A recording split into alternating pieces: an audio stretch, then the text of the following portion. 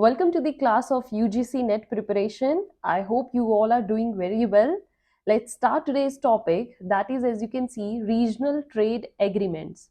Recently we completed regional economic integration और ये बच्चे इसी का ही पार्ट होगा, that is regional trade agreements. और इसमें हम जो फेमस एग्रीमेंट्स है कंट्रीज के बीच में like European Union, NAFTA, ASEAN, we all do that. So today's session we will do European Union. European Union जो एक एसोसिएशन है या एक तरीके के ट्रेड एग्रीमेंट्स का एक क्लस्टर है, इसमें हम ये चेक करेंगे कि what is the basic purpose of European union and what is the story behind doing this trade, what are the benefits of European Union, and what are the different characteristic या categories of the European Union. So pay your all attention बच्चे, and these are very very important topics, ठीक है, जो अभी चल रहे हैं regional trade agreements. अब जो ये यूरोपियन यूनियन है बच्चे, this European Union is famous through Europe countries. Europe countries ने मिलकर एक यूनियन बनाया।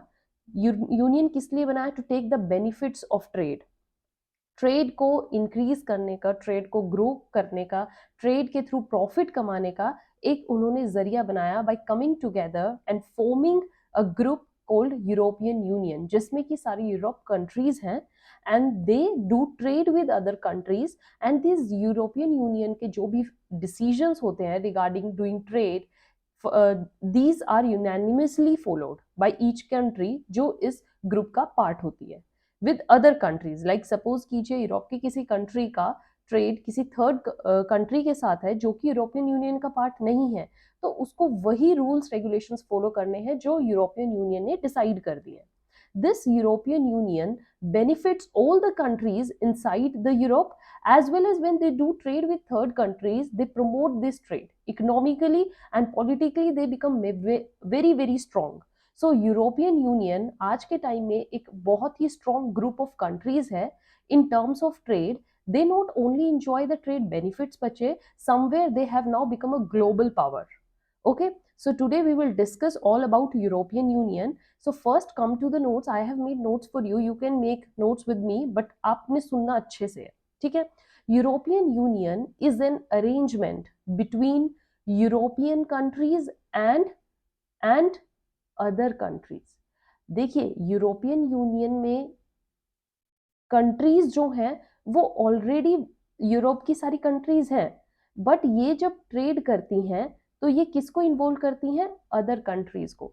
सपोज कीजिए यूरोप की जो कंट्रीज हैं, व्हेन दे डू ट्रेड और when they do any agreements, they do it with other countries. Other countries अब जैसे कि like China, like India, like Australia, like Canada, there is a agreement between Canada and European Union in terms of trade. Same way Australia के साथ उनके agreements हैं।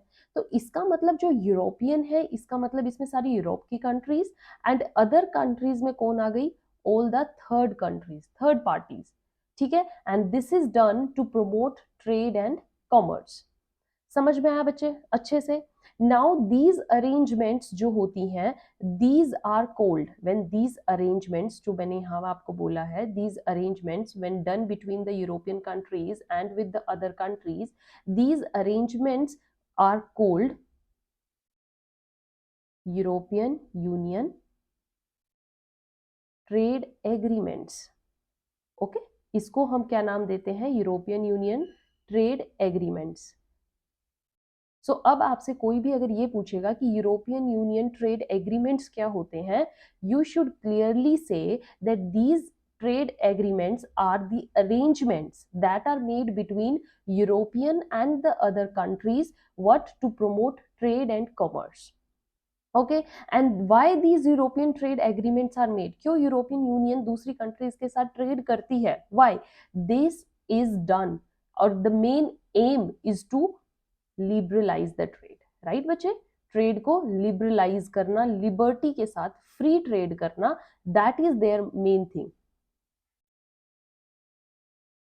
Okay, trade को freely करना without any barriers. और ये किससे हो सकता है? लिबर्टी, ट्रेड को कितनी लिबर्टी मिलनी है, ट्रेड को कितनी फ्रीडम मिलनी है, export import without any restriction हो, तो ये किससे हो सकता है? By reducing the tariffs. Tariff सबको पता है ना, इसका सेशन हो चुका है अच्छे से, इसको आप समझिए, tariffs and non tariff barriers.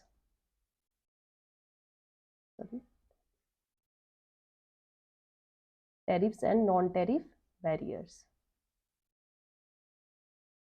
So tariff और नॉन टैरिफ बैरियर्स को अगर आप मिटा दें, इनको रिड्यूस कर दें, इनमें रिडक्शन कर दें, इनको पूरा कंप्लीट कर दें, फ्री कर दें, तो बिल्कुल फ्री ट्रेड हो जाएगा। बट अगर कम करेंगे तो लिबर्टी ट्रेड मिलेगा और इससे ट्रेड और बढ़ेगा।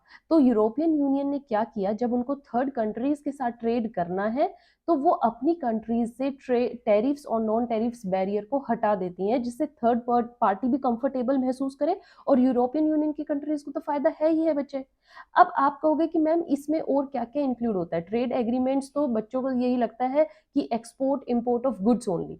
तो बच्चे इसमें सिर्फ गुड्स इंक्लूड नहीं है, गुड्स तो चलिए पार्ट है ही, goods, services, services also are there, then intellectual properties, मतलब इंटेलेक्चुअल प्रॉपर्टी सबको पता है, patent, trademarks, all these are included in this. So this is also the part of trade agreement. Competition, any government procurements, वो सब इसमें आ जाती है। Okay, so trade agreements with European union not only include goods, when आपको question आएगा तो आपको पता होना चाहिए इसमें सिर्फ इंपोर्ट एक्सपोर्ट गुड्स तक ही लिमिट नहीं है बच्चे, सर्विसेज भी आती हैं। मतलब कि यूरोप की कंट्रीज थर्ड कंट्रीज के साथ, थर्ड कंट्रीज में किसकी बात कर रही हूँ, जो यूरोपियन यूनियन का पार्ट नहीं है, राइट बच्चे, like India, Canada, China, Japan, these are not the part of European countries. So जब ये यूरोपियन कंट्रीज इन थर्ड कंट्रीज के साथ ट्रेड करती हैं तो इसमें सिर्फ गुड्स इंक्लूड नहीं होते हैं, सर्विसेज भी आती हैं, इंटेलेक्चुअल प्रॉपर्टीज होती हैं, कंपटीशन को आप इंक्लूड करते हो, गवर्नमेंट प्रोक्योरमेंट्स आ जाती हैं, या आपको कोई डेवलपमेंट से रिलेटेड कोई ट्रेड करना है, सस्टेनेबल डेवलपमेंट जैसे इनका बहुत फोकस रहा है, तो वो इसमें आता है, राइट बच्चे। Now this trade, as I said, is aiming to liberalize the trade by reducing tariff and non-tariff barriers. तो इससे फायदा क्या हो रहा है, how this is helping these European countries, ये थर्ड पार्टी कंट्रीज को क्यों हेल्प कर रहा है, क्यों European union basically I, so this helps in their economic growth. आपने देखा हो वहां की कंट्रीज कितनी आगे गई हुई है, यूरोपियन यूनियन जब एक पूरा ग्रुप बना हुआ है, all these are developing together, एक नेशन दूसरे नेशन को साथ लेकर चल रहा है, so this helps in their economic growth plus in the job creation. बच्चे एम्प्लॉयमेंट रेट वहां पर बहुत ज्यादा है, ओके, सो जॉब क्रिएशन में हेल्प करती है, ट्रेड एग्रीमेंट्स होते हैं डिफरेंट कंट्रीज के साथ, and that leads to the satisfaction among the youth. There are employment opportunities. You can see ample of employment opportunities. Right, अब आ जाइए दीज यूरोपियन ट्रेड एग्रीमेंट्स के टाइप्स के साथ। इन दिस यूरोपियन यूनियन की जो agreements है, we have basically three types के हमें मेन एग्रीमेंट्स देखने को मिलते हैं, और वो कौन कौन से हैं, लेट्स सी बच्चे। This first is your European Union free trade agreement. Free का मतलब है कि no import export duties, no tariff no tariff duties, non tariff duties, कोई ड्यूटीज नहीं देनी आपको, फ्रीली आप ट्रेड करते हो। और ये जो यूरोपियन यूनियन का फ्री ट्रेड एग्रीमेंट्स है, ये कुछ ही कंट्रीज के साथ है, क्योंकि वो सबके साथ ऐसा नहीं कर सकते हैं, ठीक है। Free trade is just to gain the access और benefits with just some countries जिनके साथ उनके ज्यादा अच्छे रिलेशंस है। तो आपको इसके एग्जाम्पल क्या दिखेंगे, आपको किन कंट्रीज के साथ देखने को मिलेगा, कनाडा के साथ, यूरोपियन यूनियन का जो फ्री ट्रेड है वो कनाडा के साथ है बच्चे, साउथ कोरिया के साथ है, you can write here, okay, and I think that's Japan, या so Canada, South Korea and Japan के साथ आपको इनके फ्री ट्रेड देखने को मिलते हैं। Now the next is free trade, समझ में आया बच्चे, फ्री ट्रेड एग्रीमेंट्स जिसमें freely without any excise duty आपके एग्रीमेंट्स जो होते हैं, that is. Next is European union association agreements. Association का मीनिंग क्या है बच्चे, यहाँ पर association means they make association with other countries not only for the promotion of trade but also to get political and economically strong, ठीक है। Political और economical relations बनाते हैं वो दूसरी कंट्रीज के साथ, यूरोपियन यूनियन, जिनके साथ उनको एक एग्रीमेंट में आना, जिनको ये लगता है इस कंट्री के साथ हमारे पॉलिटिकल और इकोनॉमिकल रिलेशंस बहुत अच्छे होने चाहिए, ये उनके साथ यूरोपियन यूनियन एसोसिएशन एग्रीमेंट बनाती हैं, ठीक है। And among this they cover areas like, they not only cover trade, सिर्फ प्रॉफिट मोटिव के साथ ही उनके साथ नहीं आती, इनके साथ ही अलग अलग मेनली सोशल सर्विस वाले सेक्टर्स को इंक्लूड करते हैं। सोशल सर्विसेज के एरियाज कैसे हो सकते हैं, लाइक आप एनर्जी कंजर्वेशन, ओके, या एनर्जी प्रमोशन के एग्रीमेंट्स कर सकते हैं, ओके। इन्वायरमेंट प्रोटेक्शन से रिलेटेड आप कोई एसोसिएशन बना सकते हैं। तो इससे क्या होता है कि दोनों कंट्रीज जो होती हैं वो सोशली स्ट्रांग होती हैं, सोशल रिलेशंस अच्छे बनते हैं। So there are many examples you can do, like migration से रिलेटेड होता है बच्चे, फॉरेन पॉलिसी से रिलेटेड वो एग्रीमेंट्स करते हैं। So you can write these kind of services here. Now the third is European trade partnership agreements. Trade partnership agreements में क्या है कि इसमें जस्ट नॉट एसोसिएशन या आप फ्री ट्रेड को प्रमोट करते नहीं, ये इन दोनों से अलग कैसे है, यहाँ पर यूरोपियन यूनियन कंट्रीज जो थर्ड पार्टी के साथ या थर्ड कंट्री के साथ जस्ट टू बिकम पार्टनर, उनके साथ अपनी ग्रोथ, जब उनको लगता है कि दूसरे नेशन के साथ हमारी ग्रोथ पॉसिबल है तो वो उनके साथ एज अ पार्टनर ट्रीट करना चाहती है, पार्टनरशिप एग्रीमेंट करती है जिसमें दोनों ही कंट्रीज को 50-50 फायदा होगा।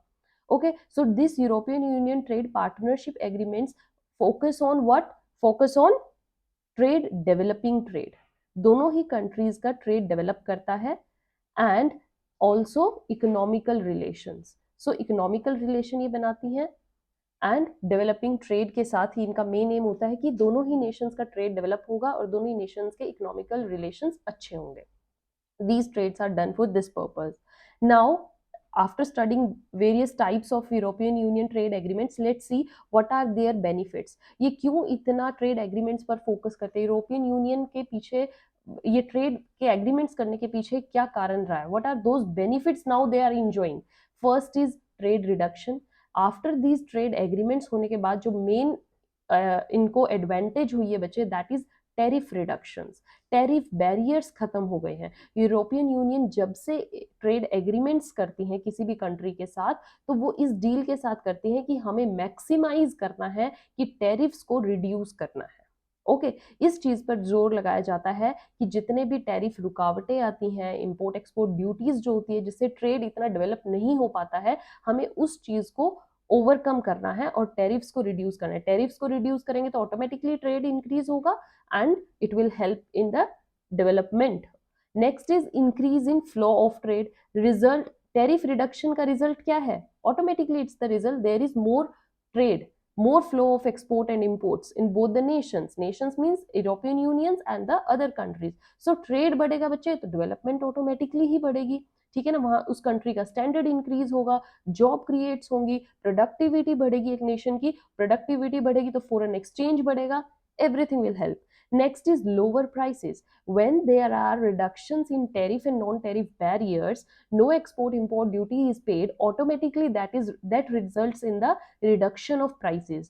Prices कम हो जाते हैं प्रोडक्ट्स के, और prices कम होने से क्या होता है, उस चीज की डिमांड बढ़ती है, और डिमांड बढ़ेगी तो बच्चे प्रोडक्शन भी बढ़ेगी, है ना।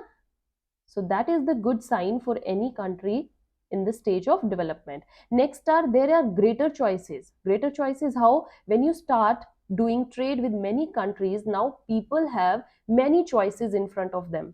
They can choose any product from any nation when they are doing a trade. तो जो लोग हैं उनको अपने प्रोडक्ट्स में एक चॉइस मिलती है, और चॉइस मिलती है तो इससे रिजल्ट क्या होता है, कंपटीशन। कंपटीशन इंक्रीज होगा तो स्टैंडर्ड इंक्रीज होगा। Okay, when there is a competition is the sign of development of a nation, बच्चे, right? And when there is competition, development, production is increasing, trade increase हो रहा है, सब चीजें result किसको कर रही हैं, इकोनॉमिक ग्रोथ को। You can directly see these European trade agreements are done to main focus on the economic growth. एक नेशन को आपको कितना स्ट्रॉन्ग देखना है, उसका ट्रेड को देखिए, अगर उसका ट्रेड अच्छा जा रहा है तो वहाँ की इकोनॉमी भी बहुत स्ट्रॉन्ग है, and if economy is strong, then that country is ruling the world. Geopolitical power, you can see European Union are now becoming the strongest power strongest power आपको किससे देखनी है, ये मैंने आपके लिए एक चीज लिखी है, European Union are the world's largest importer and exporter of FDI. Foreign direct investment जो है उसका जो लार्जेस्ट शेयर जो इंजॉय करती है वो कौन इंजॉय करते हैं, European Union. So these are the some benefits that European Union trade agreement से आपको देखने को मिलते हैं। एंड बच्चे आपने अपने साथ साथ नोट्स फॉर्म कर लिए होंगे, I hope. With this topic is over regarding the European Union. In next session, I will come with the topic NAFTA. And till then, keep reading, keep revising,